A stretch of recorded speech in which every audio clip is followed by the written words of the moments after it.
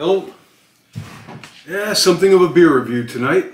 Down and dirty, quick comparison of Michelob Ultra and Michelob Ultra Pure Gold.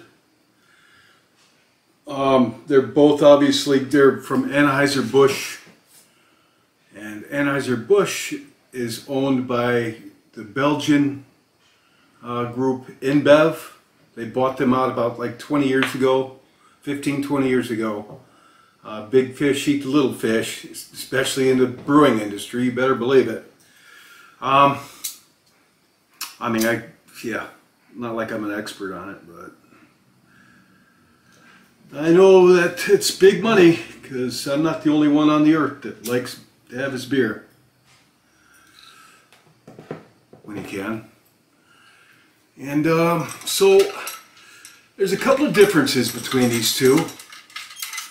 Actually, there's more than a couple differences between them. And most of my beer reviews have been on, you know, IPAs and stouts and these really heavy-bodied, bitter, you know, beers that, you know, it's, but sometimes actually I drink this kind of stuff. Light beer, you know, it's low calorie, it's easier on your wallet, easier on your waistline, which, you know, lo and behold, you know, I've been struggling to keep my weight, get my weight down, so, like a lot of people. And, oh, what else to be said? Alright, let's talk about the beers, alright? We'll start off with this Michelob Ultra. That's a little light there. Mich Ultra. It's 4.2% alcohol, 2.6 carbs. It's a low-carb beer. And it has 95 calories, all for one serving, which is a 12-ounce bottle of this. 95 calories, 2.6 carbs, and 4.2% on the alcohol. In comparison, you've got Michelob Ultra Pure Gold. Comes in a clear bottle, or if you get the cans, a gold and red can. This has, oh, what is it? It's only 3.8% alcohol compared to this is 4.2. And this has 85 calories compared to 95 calories on the other. And the carbs, this is 2.5 carbs compared to 2.6 carbs. So, rehash all that again. This one here, 2.5 carbs. This one's 2.6 carbs, which is still very low. One of the lowest carb beers you can get, carbohydrates, if you're on a keto or carb diet and you're counting carbs.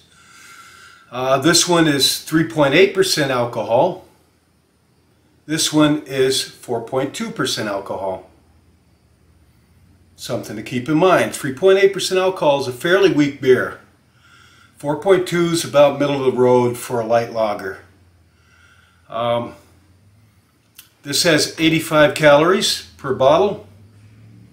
This has 95 calories per bottle.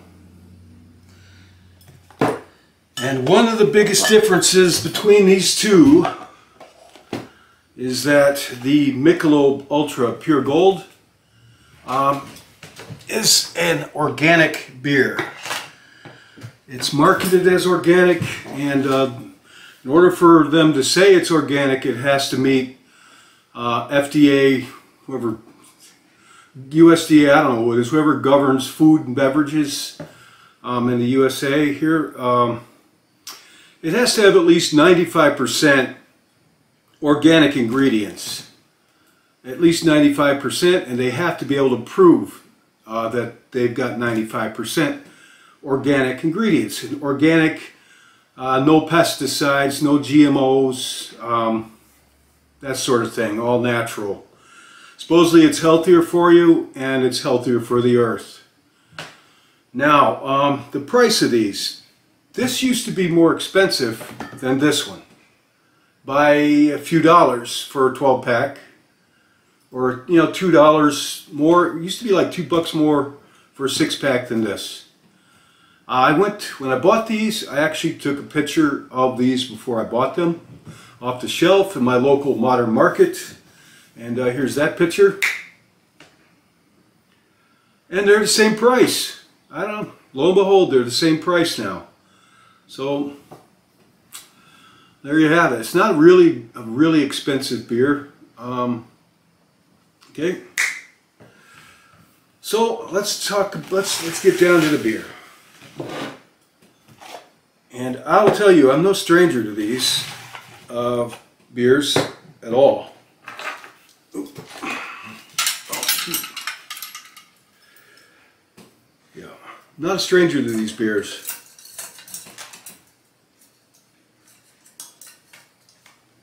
This one is my primary go-to beer for mixing my IPAs. Typically, I made a video about mixing beer to get the beer the way you like it.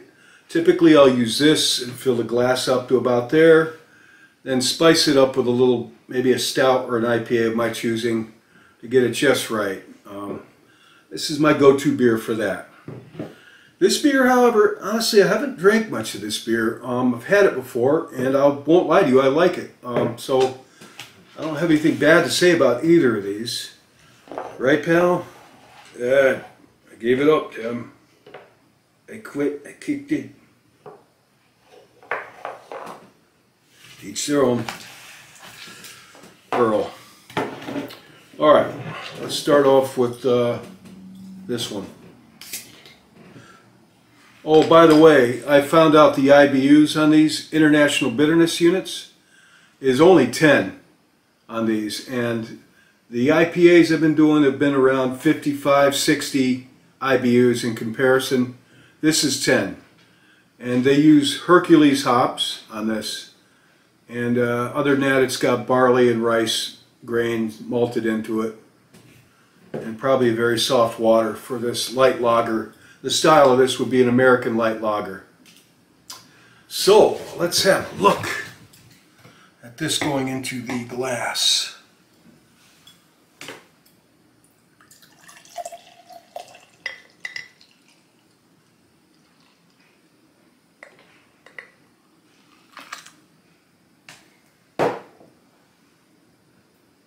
Nice golden color.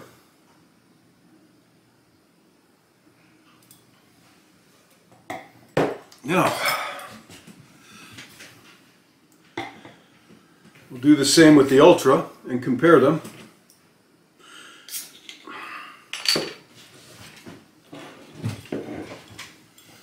And my weird ritual here, just my way of doing these things.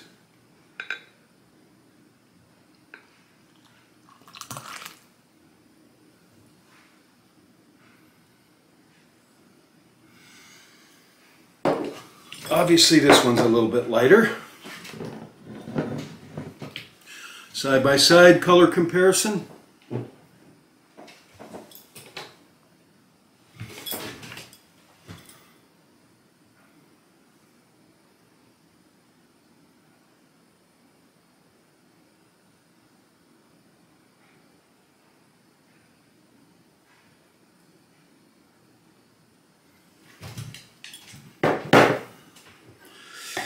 All right. I'm thirsty. It's been a long day and it's been fairly hot and muggy. And the Friday night beer reviews, my Friday nights aren't really my weekend start anymore. I work odd hours, 7 days a week. So I don't know when my day off is. Usually it varies, so it's just beer review. Alright, so try this. I honestly don't smell anything. It's you know, you expect a beer like this, you expect it's going to be just watery, Tastes like water with a hint of beer in it, you know? That's what you expect from a light lager like this. 85 calories per bottle, 2.5 carbs, and only 3.8% alcohol. You could drink this beer, and unless you were really working at it, or you have quite an intolerance to it, probably wouldn't get you that beer buzzed, honestly. You know, depending upon the person and other things. It's a pretty easy to drink beer, I would say. Me and my candles. That's my thing, you know. Alright, so the Mich Ultra Pure Gold gets the first taste, and I already know I like this beer for what it is, you know, a light lager. Oh, that is good. It's cold and does actually go down almost like a drink of water. 39 degrees.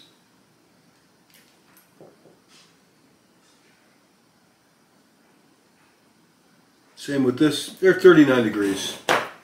They're sitting in my freezer for a little bit. I mean, what's to say? There really isn't a lot of flavor to this. It's almost like a glass of water. But, you know, this one has a fuller body, I think, than this one. More of the carbonation.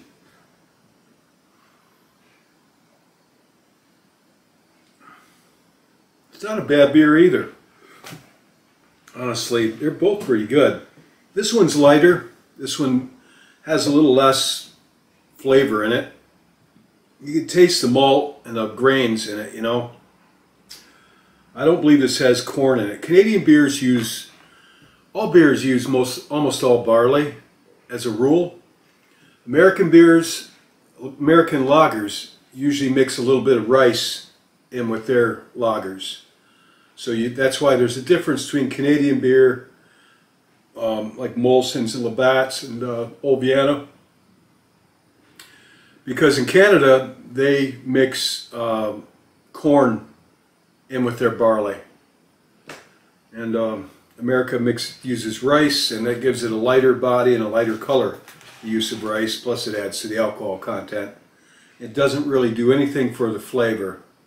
It just lightens the beer up. And corn makes it for a bit of a heavier lager. If you've ever had Canadian ales, Canadian lagers, you know there's a difference between American and Canadian.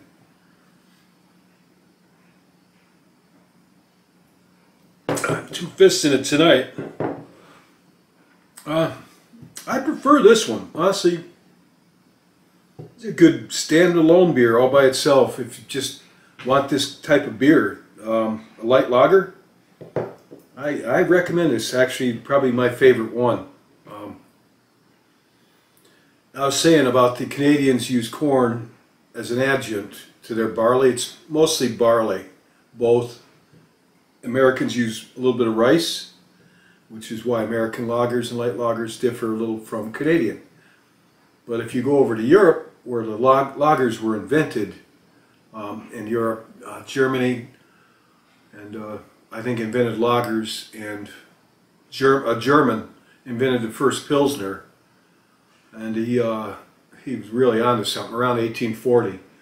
But he actually sold out to Czechoslovakia and crossed the border into Czechoslovakia and started brewing his Pilsners there in Pilsen, Czechoslovakia, which is why they're called a Pilsner. Well, European lagers and Pilsners don't use corn or rice. They stick, as a rule, strictly to barley, hops, and water, and of course yeast. Oh, I got 2 beers to drink now.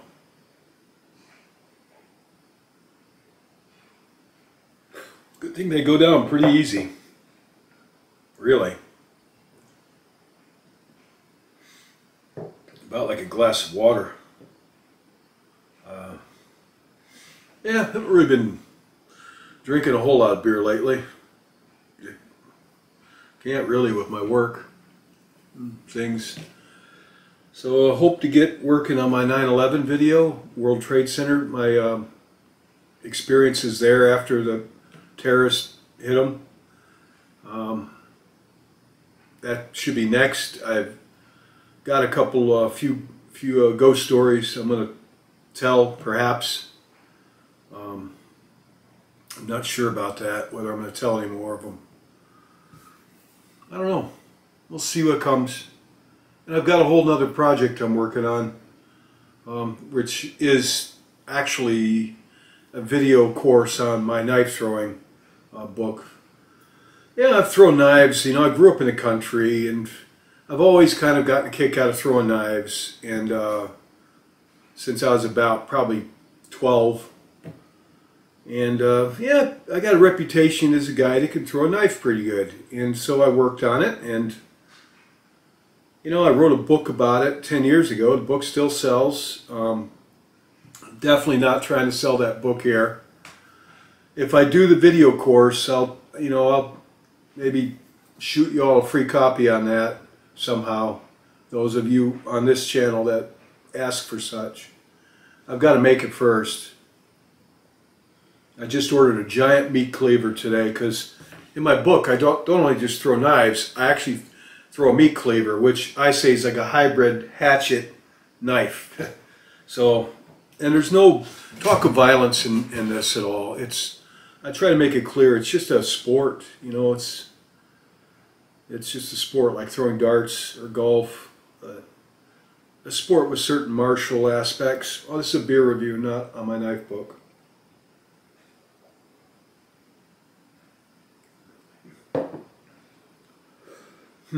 What's to say about these? Not much, really.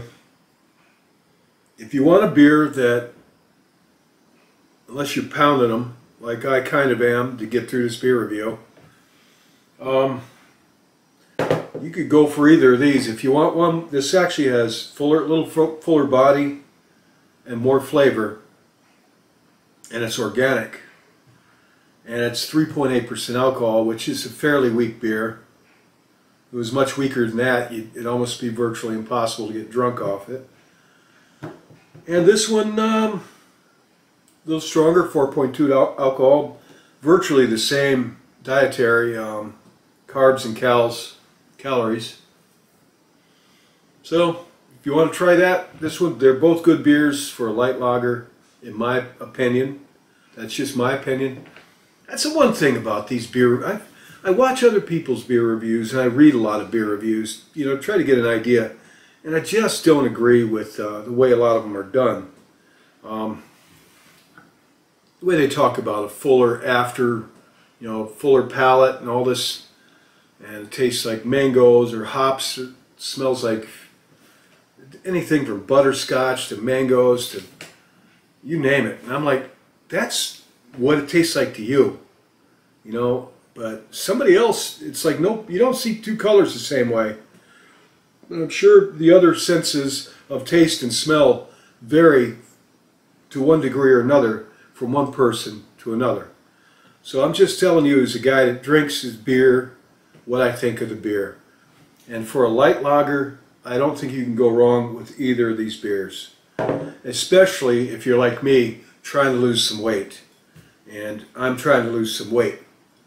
So, and I've been fairly successful at it, so this is a diet beer. Now and then on holidays I'll indulge myself, or for beer reviews, you know, still I'll pick up the IPA, as they are pretty tasty.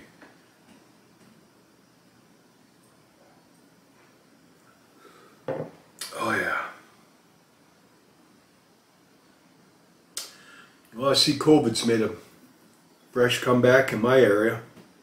I guess the Delta, man,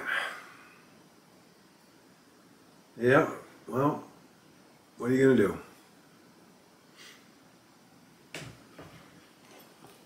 You don't have to worry about it now.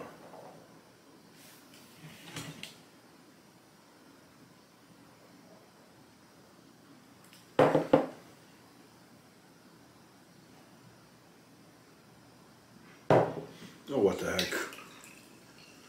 Let's see what this tastes like, huh?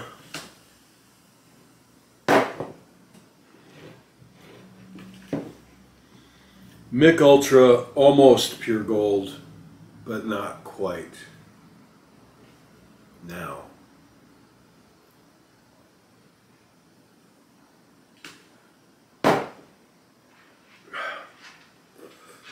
I think that's it. Honestly, I really don't feel like slamming this beer right now. Oh, shut up, Tim. Drink your beer.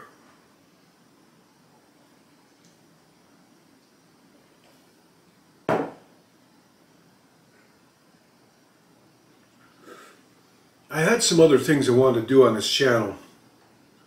Things I wanted to cover. And I hope to get around to that. Probably after my 9/11 presentation. Which really I'm going to go on about my experiences there. And I've got some photographs of me 20 years ago in an army uniform, you know. I didn't get a lot of photographs because it was kind of a sensitive area when I was there. They didn't want people walking around taking pictures of everything. I mean, there was a lot of firemen and police. A lot of their friends were in that pile of rubble. And when I got there, it was all on fire from all the jet fuel. And there were people crying, and man, it was rough emotionally. And so they just to walk around taking pictures like it was a circus really was kind of poor taste.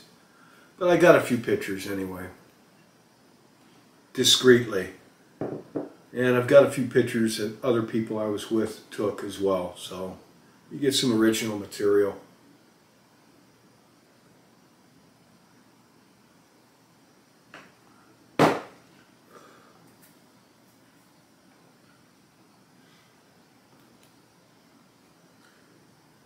Boy, a lot of mosquitoes up around this time of year. We don't generally have a lot of them, but where I'm at in New York State, it's been raining and raining. It rained again today, and as a result, it's been a really buggy year. I sit out back and I just get attacked by mosquitoes, which usually isn't the case. Yeah, that's about all I got to talk about. I'm sorry. Just really haven't been doing much. I'm planning a trip to Rome, Italy in a month. I think I'm going to go to Rome, hopefully. And if I go to Rome, I'll definitely post some stuff on that. I want to go, you know, see all the things to do in Rome. I'm going to see the Vatican. And, you know, the Colosseum, and have some real espresso. See how their espresso is, and pizza, and I might go down to Pompeii and have a walk around there. These are ambitions I have. I hope if I do it, I will definitely post a lot of stuff. Take some good pictures and videos and put them up. So, I have not left this country since 1997, and I'm overdue for a trip. The last place I went to was actually, yeah, I made a video about it called my you know, baddie vampire experience. It's one of my stories. Yeah, it's when I went up near Scotland, up there, Whitby, England. To this very day, I don't know what to make of that really bizarre experience I had up there.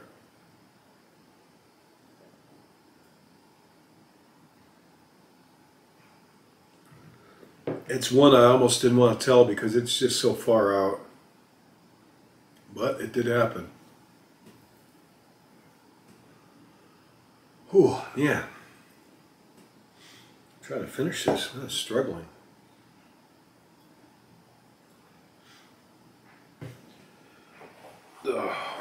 One of these days I'm going to give this back to my son. I took it back because I was going to repair his arm. His arm got broke off, and his top hat received a little damage. I was going to repair him and give him back. but he's kind of became a staple here. I'll just carve another one. He's made out of cherry wood, local. Now, where I live in New York State, we've got walnut trees, hickory trees, oak, red oak, white oak, cherry wood, apple wood.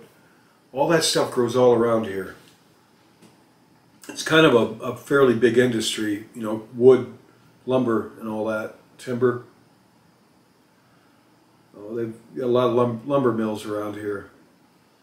And, you know, they take the trees wisely. It actually isn't really taking away from the area here. I saw a picture of my area, Moravia, New York, in the year 1900, actually. It almost looked like some kind of an aerial photograph. I don't know if they had a balloon or what. But there were less trees 100 years ago than there are now.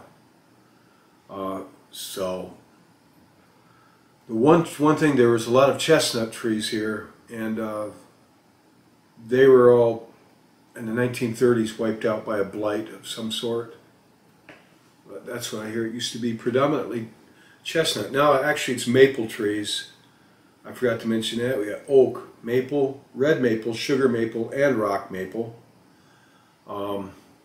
Hickory, just all kinds of hemlock, walnut, cherry, just grow black cherry, grows wild here.